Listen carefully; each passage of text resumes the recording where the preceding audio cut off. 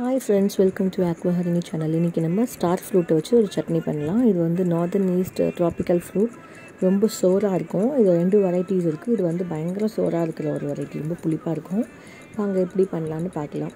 நான் போய் எங்கள் அம்மா கிட்டே போய் கேட்குறேன், இதில் என்ன பண்ணலான்னு.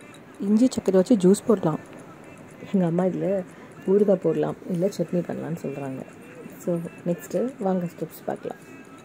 ஸோ இதுக்கு தேவையானது 2 ரைட்டு ஸ்டார் ஃப்ரூட், அப்புறம் கொஞ்சம் கொத்தமல்லி, அப்புறம் ஒரு 4-5 பூண்டு பல், பச்சை மிளகாய், கொஞ்சோண்டு புளி, அப்புறம் எண்ணெய், உப்பு, இதெல்லாம் நம்மளுக்கு தேவை.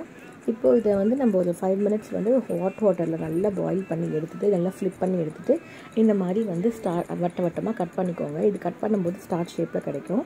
ஸோ இதுக்கு ஏன் கட் பண்ணோன்னா, உள்ளே வந்து சீட்ஸ் இருக்கும், அதெல்லாம் டீசீட் பண்ணிடுங்க. அந்த சீட் வந்து எடிபிள் கிடையாது, சாப்பிட்றதான கிடையாது.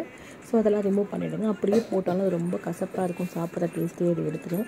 ஸோ இந்த மாதிரி அதை டீஷெல் பண்ணி அந்த சீட்ஸை எடுத்து நீக்கினதுக்கப்புறம் நீங்கள் வந்து இதை மிக்சிலேயோ இல்லை வந்து மோர்ட்டார்லேயோ போட்டு இடித்து எடுத்துக்கலாம். கொஞ்சோண்டு கொத்தமல்லி, பூண்டு அண்ட் பச்சை மிளகாய், இதெல்லாம் பூண்டையும் பச்சை மிளகாயும் ஒரு வாட்டி வந்து நெருப்பில் வாட்டிட்டோ இல்லை வந்து ஒரு வணக்கிட்டோ இதோடு வந்து ஆட் பண்ணிக்கலாம். கொஞ்சோண்டு புளி, ஏன்னா புளி ஆல்ரெடி புளிப்பாக தான் இருக்கும், இருந்தாலும் நம்மளுக்கு தேவைக்கு ஏற்ற மாதிரி அட்ஜஸ்ட் பண்ணிக்கலாம். அண்ட் உப்பு, அண்ட் கண்டிப்பாக இதுக்கு வந்து கடலை எண்ணெய் இல்லைன்னா நல்லெண்ணெய் யூஸ் பண்ணலாம்.